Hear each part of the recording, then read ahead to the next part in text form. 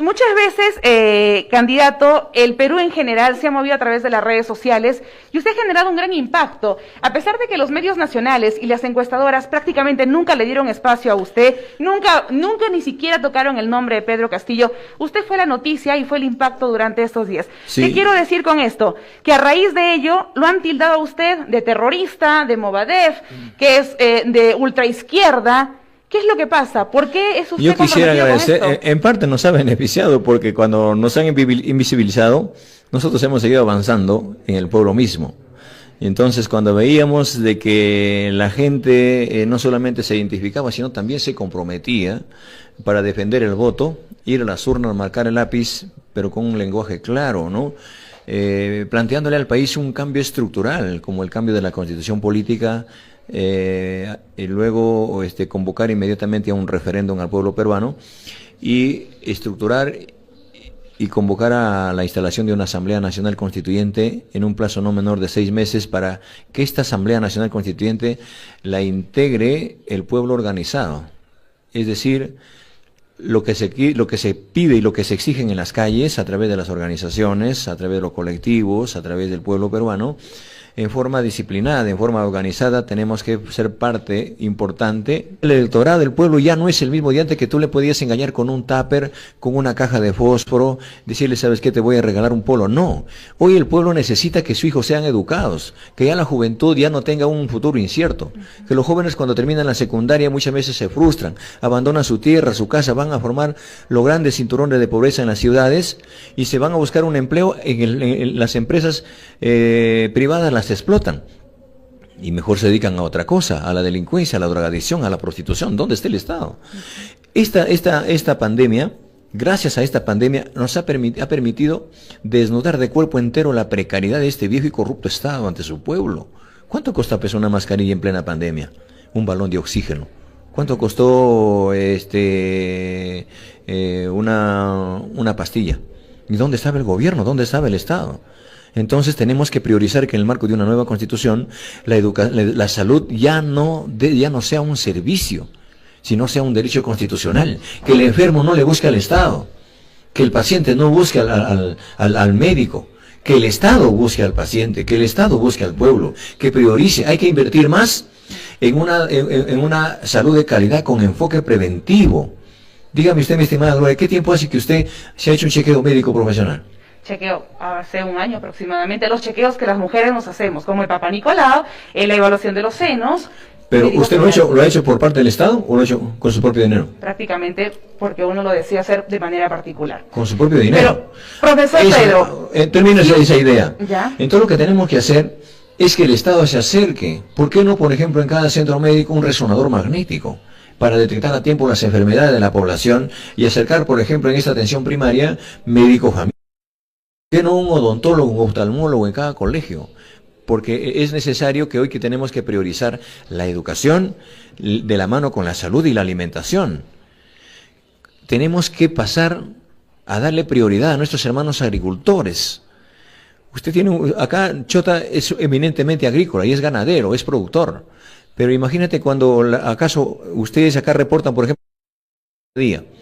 Sube el precio, baja el precio, ¿a qué se debe? ¿Acaso no se pudren las papas en la chacra? ¿Y dónde está el gobierno? Pero si hay papa precocida en las grandes ciudades, en las pollerías, y la papa de nuestros hermanos agricultores, el arroz, el café, tenemos que industrializar la producción. Profesor Pedro, permítame, precisamente usted ha hablado de la región Cajamarca, y precisamente somos productores, agricultores, y resulta que Cajamarca es una de las regiones con mayor índice de anemia en nuestros niños y niñas. La pregunta sería, si usted fuese elegido presidente de la República en las próximas elecciones de segunda vuelta, ¿qué haría en sus 100 primeros días de gestión en educación, en salud, en minería, ya que Cajamarca lamentablemente pues imagínense, somos Yanacocha, es la segunda minería de gran potencia mundial? ¿Y qué ha dejado para Cajamarca? ¿Tenemos pistas? No tenemos. Cajamarca le ha parado la olla al país con un potencial minero. Le ha puesto los manteles a la patria.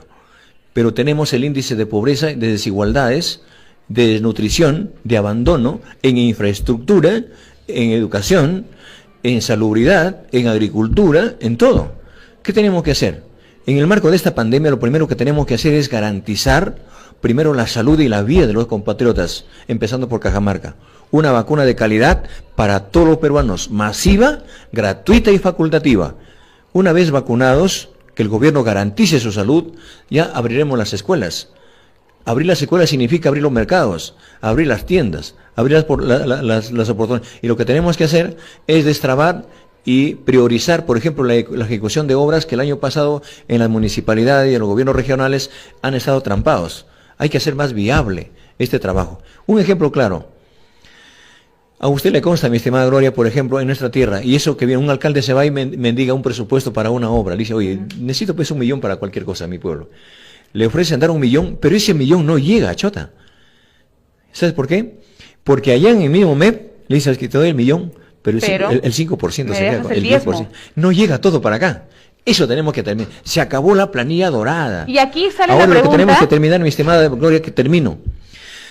¿Cómo es posible, por ejemplo, que no le puedas prioridad al asfaltado, al afirmado de las trochas carrozables de las carreteras a los centros poblados, donde está la riqueza, el potencial económico del país, donde se pudren los productos?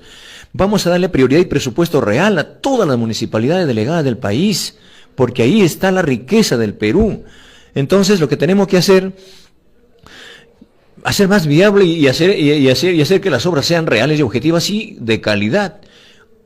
Un alcalde se va a pedir una obra ¿para qué? Para la apertura de una trocha carrozable.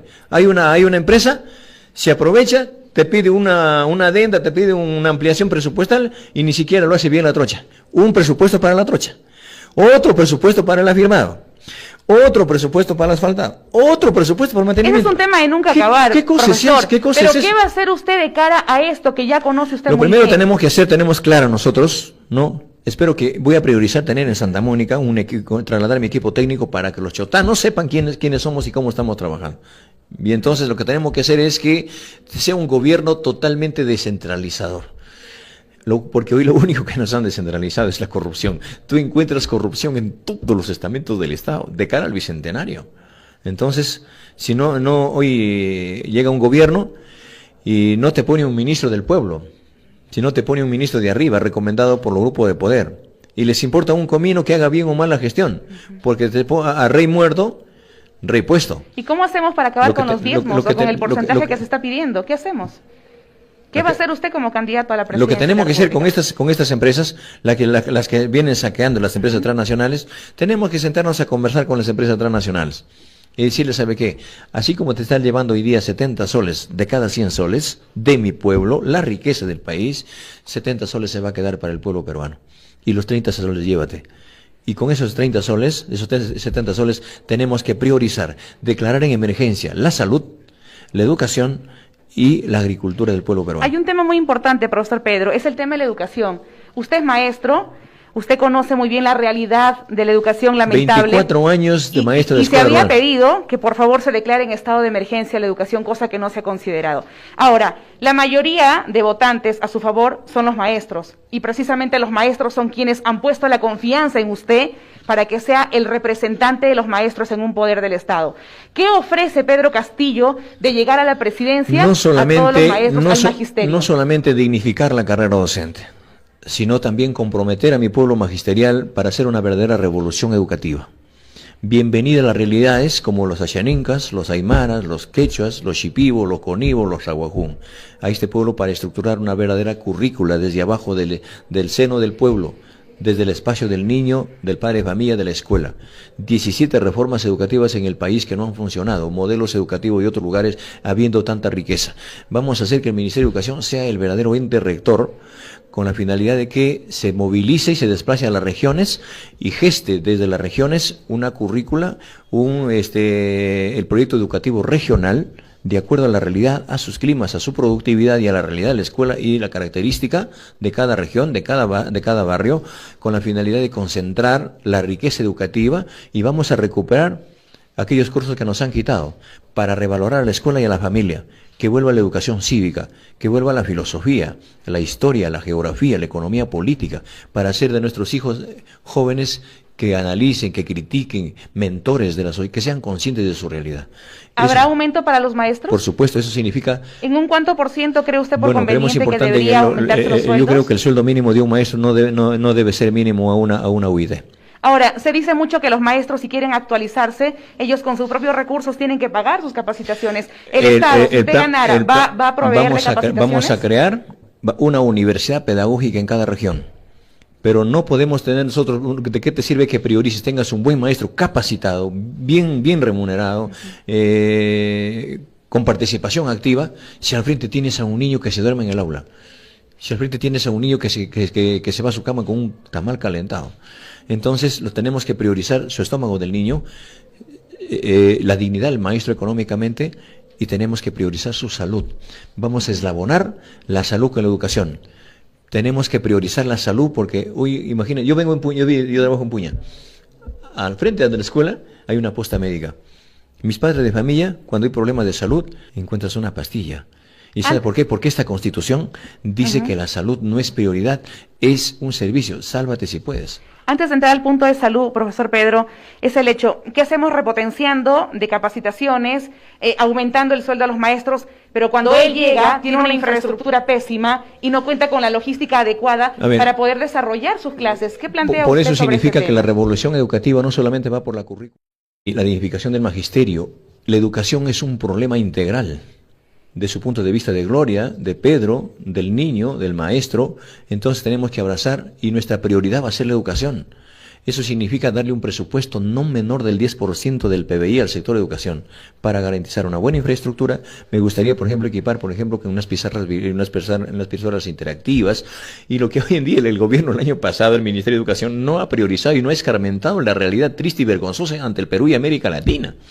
El problema de la virtualidad. Eso, ¿qué hacemos con la conectividad, se acaba de perdurar nivel escolar enviándole desarmado a los maestros y los niños desconectados de su maestro. Yo el año pasado tenía 20 alumnos, quinto y sexto grado. De los 20 alumnos, 17 alumnos no tienen celular. 2 alumnos tienen un celular chanchito, básico, pero ni siquiera son de ellos, son de sus papás. Y un niño tenía un celular táctil. Y estos celulares de estos niños, que yo quería comunicarme con el niño, me contestaba su papá de la chacra. Y cuando quería conversar nuevamente con el niño, ya no te podía contestar porque en la noche el niño estaba durmiendo. Lo que teníamos que hacer es preparar nuestras hojas y semanal y monitorear interdiario, yendo a visitar de casa en casa a nuestros alumnos. ¿Dónde está el gobierno? ¿Dónde está el Estado? Tenemos que priorizar el servicio de Internet. Si la educación, dice el Estado, si dice el gobierno que la educación es gratuita, ¿por qué no es gratuito el Internet?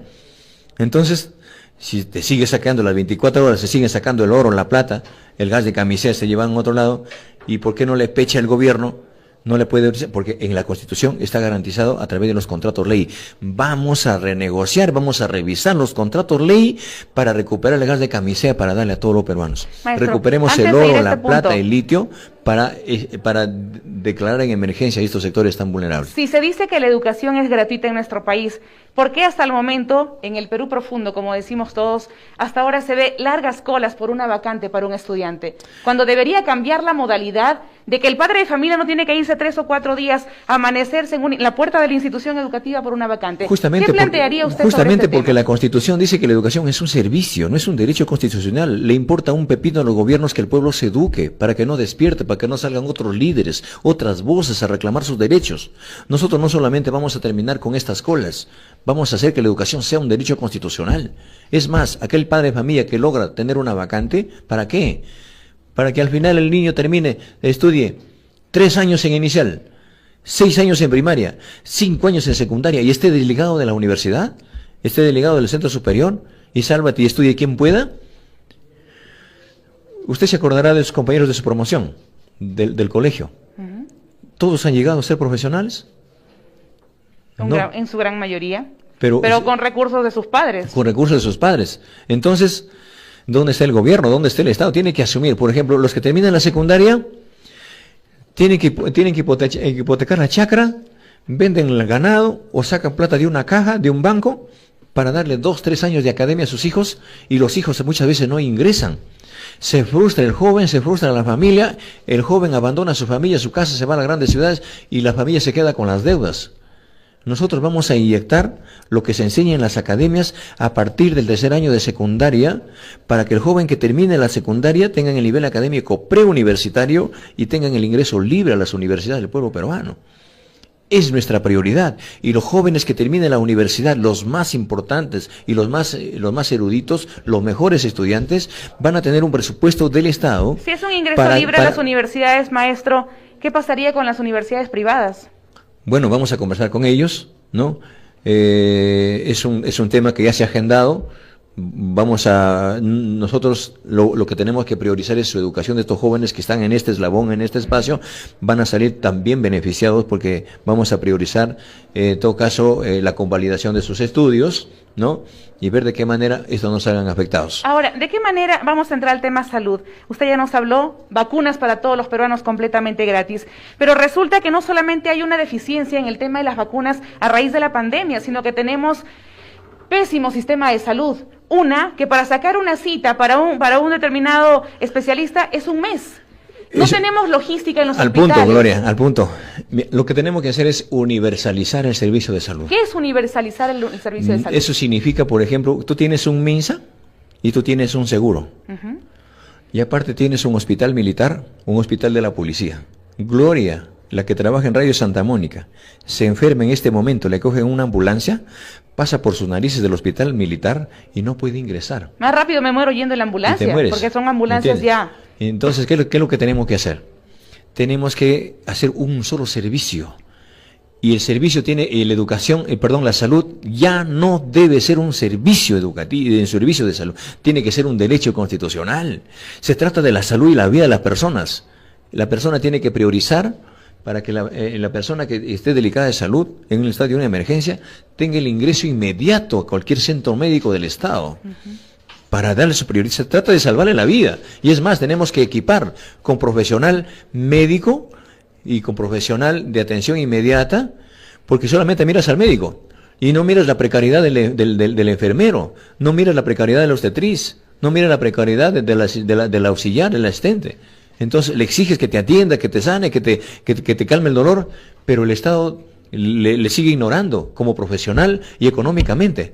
Tenemos que priorizar también un buen sueldo digno para todo el personal médico a nivel nacional. Ahora, profesor Pedro, se habla mucho, por ejemplo, a nivel de nuestra región, tenemos hospitales que están obsoletos. Eso es aviso y paciencia de muchos de nosotros. La infraestructura y el personal, eso. El servicio, las medicinas mismas, ¿no? Y vamos in situ aquí a la provincia de Chota. La provincia de Chota ha presentado un proyecto hace mucho tiempo atrás para que se suba de categoría y pueda tener más especialistas, pueda hacer un hospital de más categoría, ¿no? La pregunta es, a raíz de este pedido que se está haciendo, si usted fuera electo presidente de la República, ¿qué le ofrece en el sector salud para la provincia de Chota? No solamente pasa por categorías.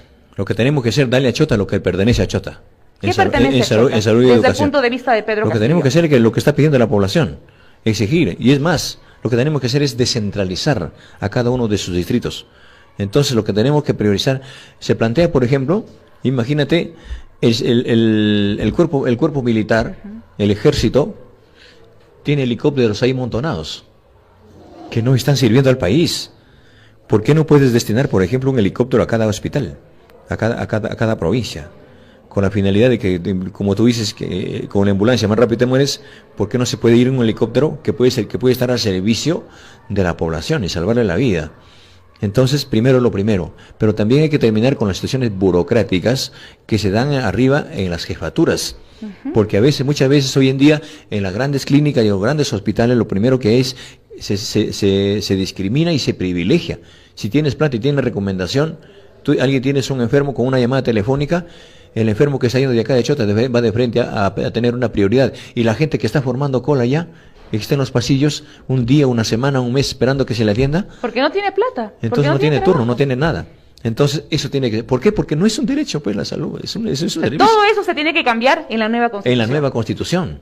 ¿Será fácil hacer para usted proponer la nueva Constitución? No pasará, en el marco, no debe ser la instalación de la Asamblea No Constituyente en un plazo no menor de 6 meses. Y creo que hasta 12, 13 meses en el Perú habremos tenido una Constitución que tenga, como lo digo siempre, olor, color y sabor a pueblo. Pedro Castillo, ¿qué le ofrece a los agricultores? Resulta que usted viene del campo, le hemos visto sacando hierba para su cuy, dando de comer sus gallinas, ordeñando la vaca, al igual con su esposa. ¿Qué ofrece Pedro Castillo de llegar a ser presidente a los agricultores? Darle un presupuesto real al sector agricultura. ¿Qué es lo que pasa? Yo también siembro mis papas, siembro mis albergas. Y veo mis vecinos y a veces sembramos a la media, como decimos acá. Pero cuando no nos alcanza la plata, ¿a dónde recurrimos? Nos vamos a la caja y a los bancos. Vamos a poner un tope al abuso a las cajas y a los bancos usureros que abusan de los agricultores, que abusan de la persona que quiere poner una tiendita ya y a veces te cierran, pero a través de la SUNAT. Pero centrémonos en la parte agrícola. Un banco de semillas en cada provincia. Hay que llamar a los expertos, a los profesionales en el marco agrícola, con la finalidad de un asesoramiento técnico profesional y capacitación, análisis de suelos y un presupuesto real a través del Banco de la Nación, con créditos baratos, con créditos con bajos intereses, con la finalidad no solamente de potenciar la agricultura. Tú puedes llenar los mercados, Gloria, acá, darle prioridad. Usted habrá escuchado, por ejemplo, acá en este caso, acá en nuestro lugar, yo trabajé en ese digno centro poblado de Chumar. Te produce y te pone papa todo el tiempo. Y hay momentos que la papa baja demasiado y la papa se pudre, se indigna y el poblador está debiendo. Debe de insecticidas, fertilizantes, abonos, desde la preparación del terreno, de todo, del transporte. Si no está buena las carreteras, peor. Tenemos que abrir los mercados directamente del productor al mercado. Porque si está bien las carreteras, quien se beneficia también es el comerciante, es el intermediario. Entonces gana más gana menos el que más la trabaja. Pero lo que tenemos que hacer es industrializar. ¿Por qué no industrializar la papa en Chumán? Mire, ¿y permítame, por qué le quiero preguntar esto? Resulta que el agricultor es el que menos gana y el que más trabaja, porque él es el que labra la chacra, él es el que siembra, el que aporca, el que todo hace. No solo eso. Viene al mercado, lo vende al empresario exitoso de Lima y de otros lugares y lo vende a un precio cómodo. Y este empresario exitoso se cree más vivo y lo vende a quinto, 5, 6, 7 veces más el precio. ¿Qué hacemos con esto? Es más, Gloria, mira, en plena pandemia, ¿has tomado desayuno? Sí. ¿Has almorzado? Mucho. ¿Has cenado? Eso hay que preguntarle al Perú. ¿Y quién te ha dado? ¿Y quién le ha dado eso? ¿Y quién ha dado? ¿El gobierno? ¿Las transnacionales? ¿Las mineras? Los grandes monopolios. Este hombre que está labrando la chacra, gracias al agricultor, los agricultores, los campesinos, los obreros, los chacreros, no solamente estamos en tiempos de pandemia para sacar adelante el país, no solamente en tiempos de paz, sino también en tiempos de guerra. Por eso es nuestra prioridad. Yo jamás voy a claudicar llegando al gobierno e ignorar al campesino, al obrero, porque soy de ahí, vengo de ese eslabón, y mucho más como maestro y como campesino. Pero ¿cómo hacemos para que el agricultor tenga beneficios? Darle un presupuesto. ¿Ya? El presupuesto de esta plata que hoy día están saqueando. Por eso, no sé si me entendiste, priorizar con el mismo presupuesto el 10% del PBI a la educación, a la salud y a la agricultura. Pensando en el niño tiene que estar con el estómago lleno.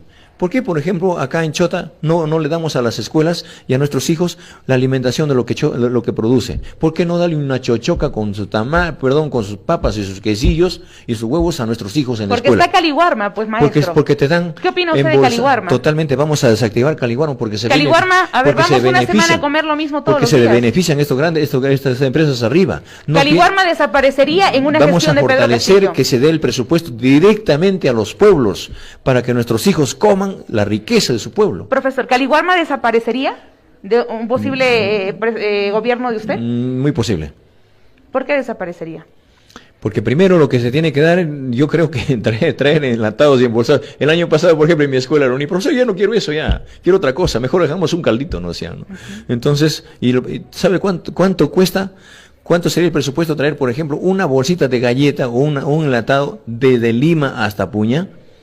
El traslado nada más. O sea, en una posible gestión de Pedro Castillo se desaparecería Caliwarma y se daría prioridad a la comida de la zona rural de la ciudad. De nuestros lo que producen nuestros agricultores, lo que produce un alimento natural de calidad, para que eso sea, y eso te va a garantizar mejor. Prioriza su estómago del niño. Nutres al joven, nutres al estudiante, nutres al niño con un buen desayuno inicial, primaria y secundaria, porque hay colegios que no tienen, que están mendigando. Entonces tenemos que priorizar su alimentación, su desayuno y su almuerzo en todos los jardines, en todas las escuelas y en todos los colegios del país. Ahora, maestro, hablando de las instituciones, como Caliwarma, por ejemplo, hay muchas instituciones que realmente es un saludo a la bandera.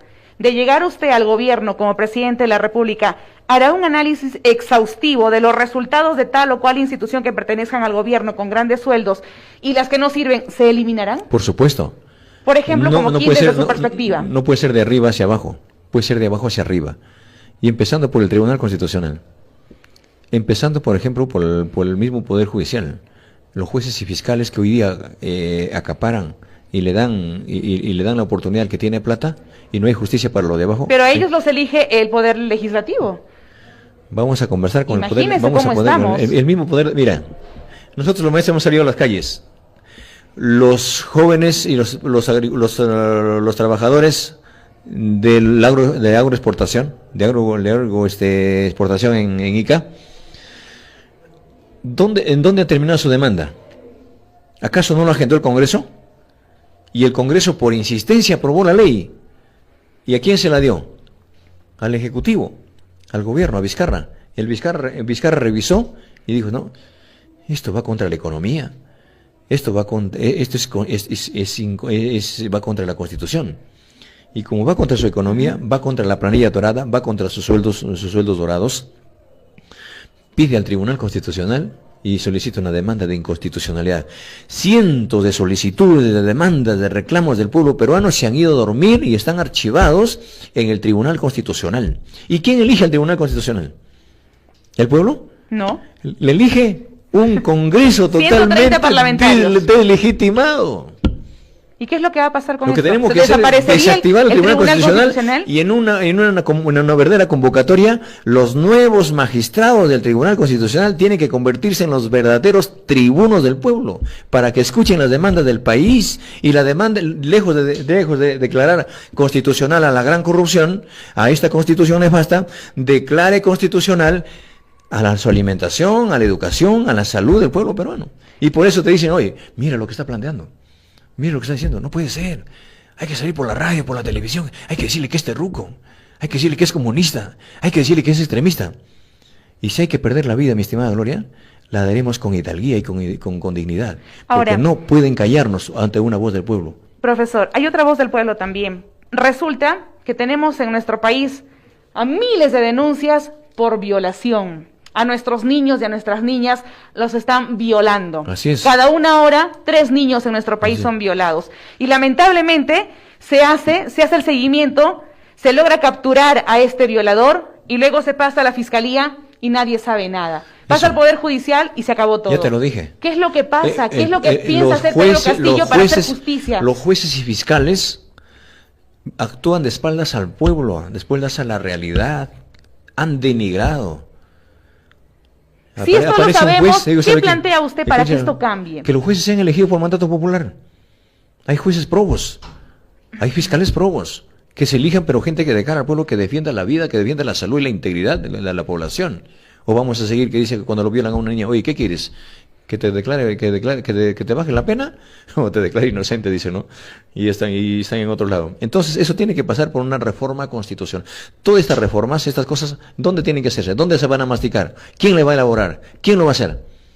El pueblo, a través de esta Asamblea Nacional Constituyente. Es decir, Pedro Castillo propone que el pueblo juegue un rol protagónico en una... Por supuesto, el pueblo organizado, el pueblo organizado. Mira, una cosa, por ejemplo, en Lima, ¿qué te preocupa?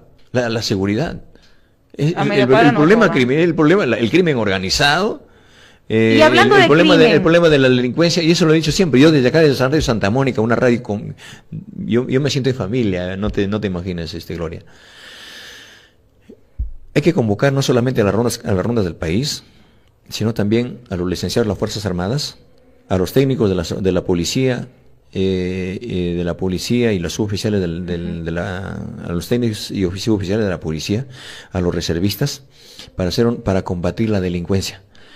En Lima te arranchan una cartera, un celular, te tiran al piso, te matan, la policía lo lleva a la autoridad, al delincuente, la familia sale con su cartel al frente a la policía clamando justicia y el delincuente sale por la puerta falsa. Profesor, hay un tema, hablando de corrupción, hablando de asesinatos, de violaciones, etcétera, etcétera, hay sobrepoblación en las cárceles en nuestro país, que los mantenemos nosotros con nuestros impuestos. Y aquí va la pregunta.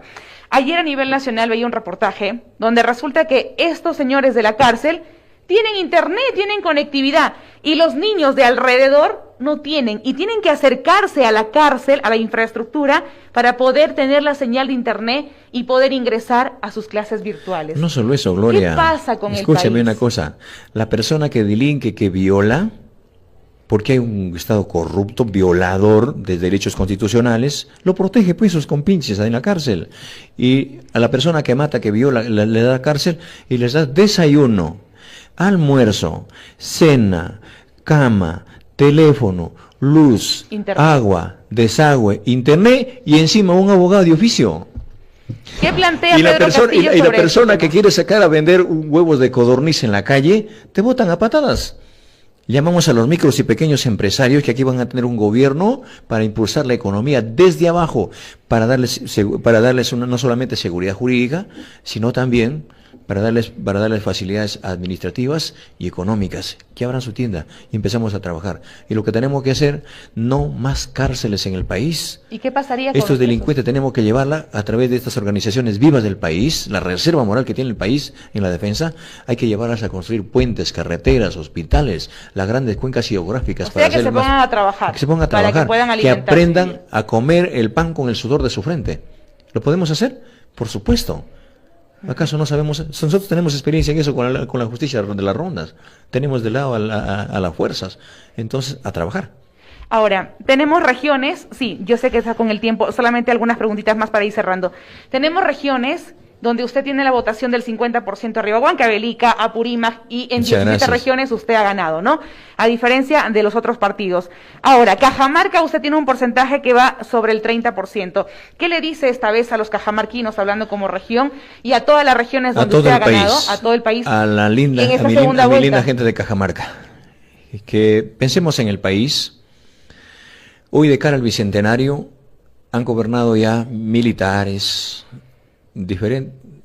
discúlpame el término, han llegado al gobierno gente de todo pelaje. Denos la oportunidad a un maestro, a uno que vive de abajo, que vive en la chacra, a un agricultor, a un campesino, a uno que lucha, a uno que ha visto correr la sangre del pueblo en la calle y en las plazas.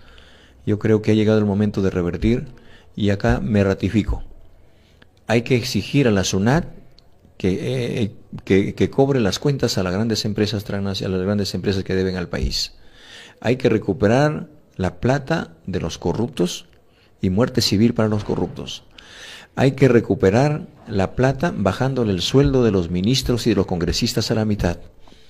Y hay que renunciar, y me ratifico acá, que renunciaremos al sueldo presidencialista y vitalicio. Conduciré los destinos de la patria con un sueldo de maestro. No puede haber gobernantes, no puede haber ministros, congresistas, funcionarios ricos y un pueblo pobre. Eso tiene que terminar con la desigualdad.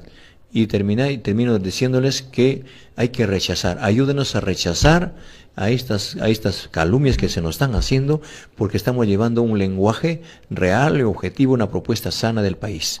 Solo dos cositas, profesor. Solo dos cositas y cierro con usted. Yo sé que la agenda está saturada. Voy a volver para conversar. Sí, solo dos cositas. ¿Habrá alianzas con el resto de partidos políticos en esta segunda vuelta? Por supuesto, yo llamo a todas las tiendas políticas, no solamente a las tiendas políticas, no solo a los jefes políticos que han estado en mis contendores, sino a sus bases. De ganar. Porque yo he tenido, el punto, Gloria, yo he tenido, por ejemplo, compañeros, algunos ex candidatos al Congreso que por su cuenta nos han llamado. Y como base, me dice, mi base, pero su dirigente y su candidato no quiere conversar con nosotros. Primero respetemos al pueblo. Y las alianzas con las organizaciones. Por encima de toda cosa, la alianza va a ser con el pueblo. Ahora, ¿hay un posible gabinete ya de ganar usted las elecciones? No te la voy a decir, pero sí te voy a dar la sorpresa. ¿Y cuándo? Cuando gane. Tú me has dicho que vas a ir conmigo. Pero ya tiene usted un gabinete pensado, ¿no? Por supuesto. Porque dicen, como Pedro Castillo es un provinciano serrano improvisado, que va a tener gabinete, así ha dicho los medios, claro, así han dicho las redes. Es que piensan pero que ya tiene usted un gabinete pensado. Piensan que lo vamos a llamar a los mismos ministros de siempre. Va a haber cambios radicales, en el buen sentido de la palabra, no es radical con la otra palabra. No te voy a dar otro espacio si me sigues con ese tema. No. Ahora, Pedro Castillo tiene gabinete. Solamente con esto cierro. ¿Qué significado tiene Keiko Fujimori para Pedro Castillo? No me voy a dedicar a otra cosa. Gracias. Muchas gracias. Gracias, Un abrazo. candidato. Muy Somos amable. pobres en un país rico. Palabra de Muchas gracias, maestro. le agradezco mucho Muchas por estar gracias, con nosotros. gracias.